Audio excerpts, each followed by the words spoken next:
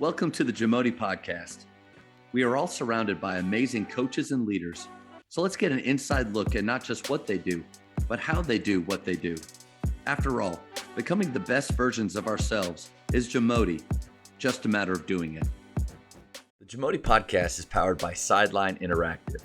Sideline Interactive is the leading manufacturer for high-quality, innovative scoring tables and LED video display boards that help coaches and schools bring more excitement to fans, create huge fundraising opportunities, and make their jobs easier. Visit sidelineinteractive.com to check out their amazing products. I'm interested to see what you think about the portal and finding players now. Are you looking at high school players? Or are you looking more in the portal, or is it a combination of both? It's a great question. I think it's a mix of all of it. I think college coaches, you need to have a strategy for high school. You need to have a strategy for prep. You need to have a strategy for junior college, and you need to have a strategy for four-year transfers. I think every campus is unique, and I don't think high school kids always understand this.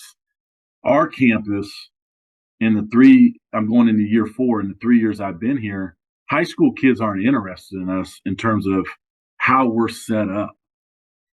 And so it's, we recruit high school, but we lose them to other schools. I spend so much time and energy and resources recruiting good high school kids. We just had an elite camp 2 weekends ago. I had some good players here. But at the end of the day, the majority of those guys are going to choose somebody else because of the way a campus looks or this, that, and the other. Yeah.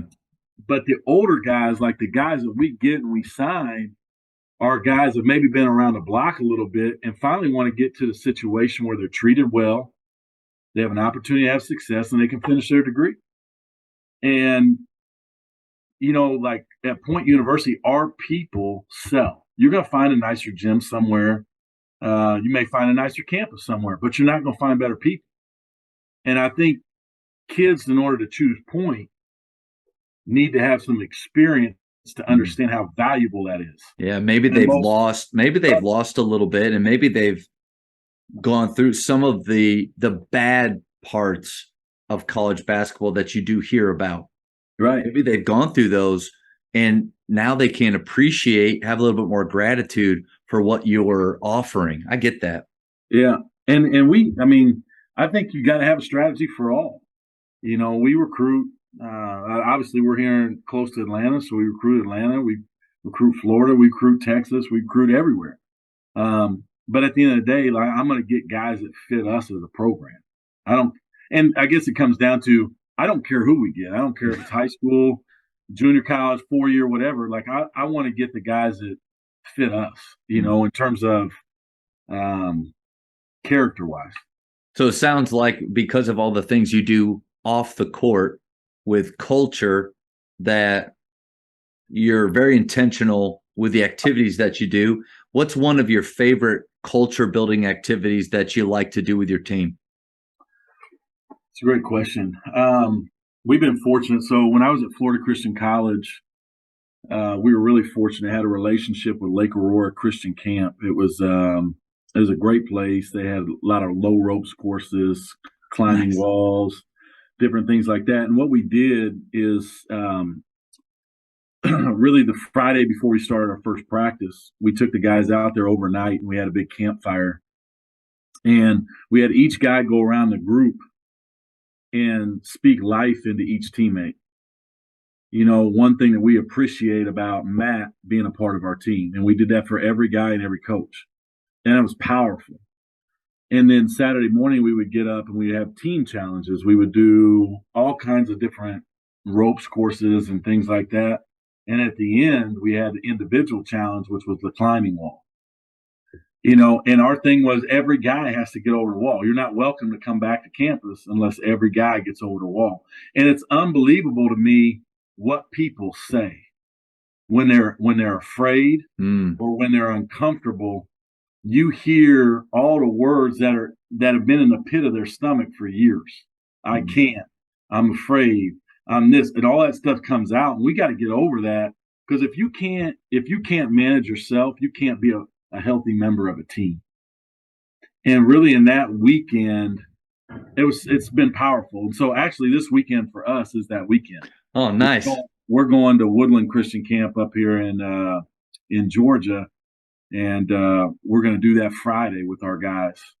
We'll do low ropes course, and then we've got an individual challenge at the end. So a couple things to unpack there. First, with the campfire, what are some things that you learn listening to your teammates speaking about another teammate? Because I've done something similar that I got from PGC, and I always love what they see. But what do you take from that? You know, I watched the kid that we're speaking to, and it's amazing how many young people don't have people that speak positively into their life. And I'm big on that with our guys even now. Like, what you say about guys and to guys matters. And what I pull out is the body language, the smiles.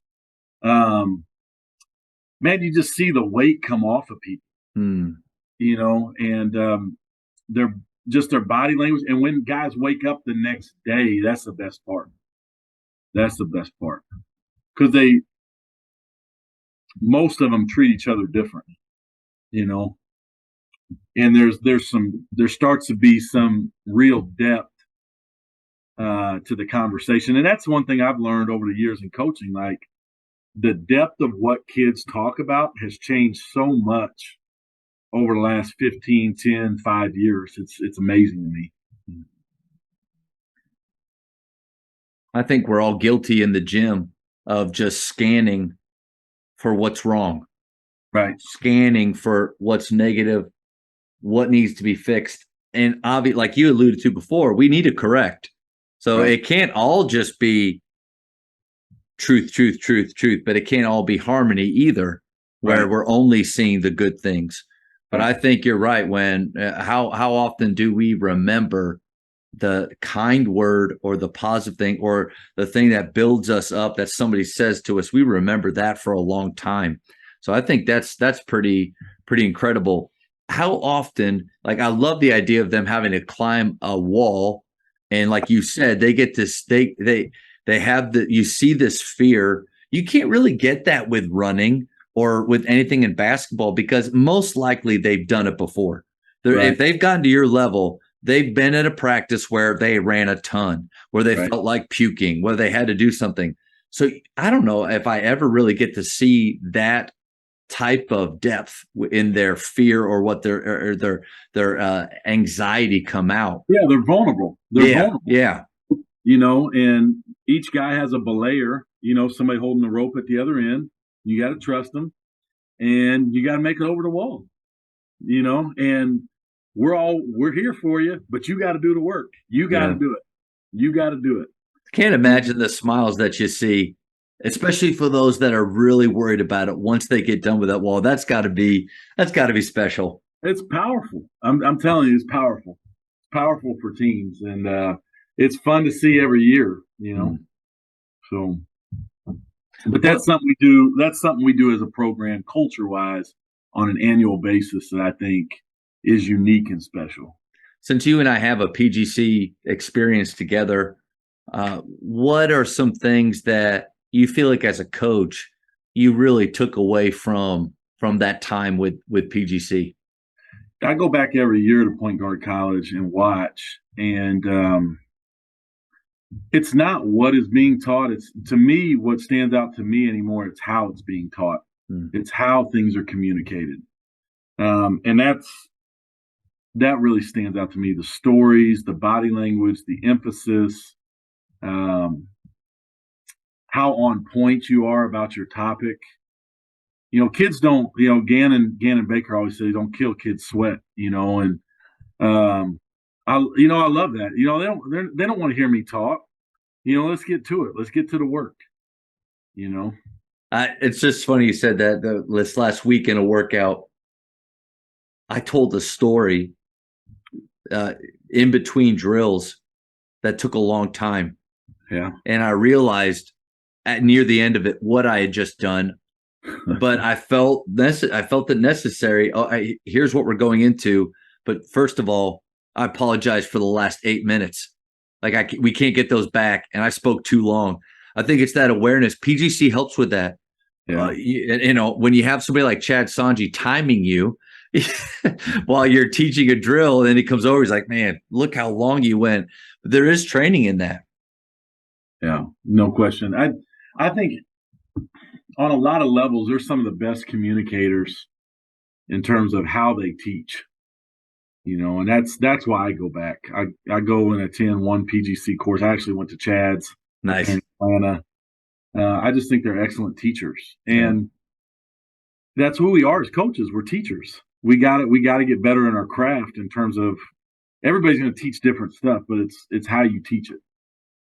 Yeah, I would encourage anybody that has not been to, especially the point guard college session, which is like the flagship. It's the original that Dick DiVenzio taught back in the day that I went to as a high school player twice. And it's so cool that they've really kept a lot of that curriculum the same, even as the game has evolved a little bit. But if you're a coach that's never gone, PGC is not a sponsor of the podcast, but you and I feel like you would say this too. I'm just so grateful. They've had a huge influence and impact on me as a coach. My players don't even know how bad I was 10 years ago before directing or being a part of that. So coaches, go and observe. Just be an observing coach. You'll get more notes than the athletes. And at the very end, at least, you'll be confronted with, okay, what direction do I want to go? Do I want to be transformational or or in my case, continue to be transactional? Yeah, no doubt. No, you'll learn. You'll meet some unbelievable people, and you'll learn how to teach better. Mm-hmm. You'll learn how to coach better. And that helps everybody. Thank you for checking out today's episode. Please take a moment to subscribe to this podcast, share it with your fellow coaches, and find us on social media for what's coming up next on the JAMODI podcast. It's just a matter of doing it.